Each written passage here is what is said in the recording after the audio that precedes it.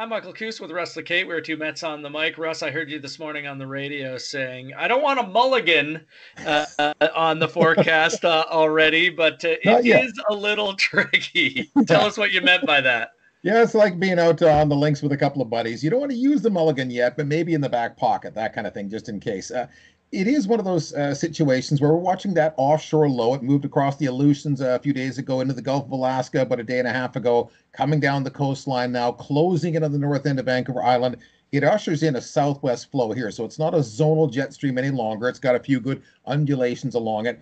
And embedded within that jet stream are these little minor perturbations, sort of rotating around the low, and the secondary features sort of shunting off towards the northeast. That's the wet weather that goes towards the southern interior for tonight and ultimately into the prairies for the weekend. So what I'm really suggesting locally is that I think we sort of fix the forecast up one day at a time. It's dry now. I think that holds up for the daylight hours.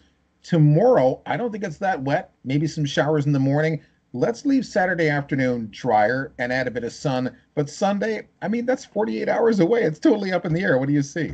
It's so wild with a pattern like this where there's no dominant feature for the South Coast that it's tough to pinpoint these little waves of light Yeah. precipitation when they'll arrive, if they'll arrive, how long they'll last, how much sun we could see. I don't think we're going to see a lot of sunshine on Saturday until it looks like later in the day. Then the possibility is there to get a little gap. If we see precipitation, it's more likely in the morning, less likely in the afternoon, in my opinion. And as you mentioned, Sunday, I'm not ruling out either early morning showers, late day showers, or both.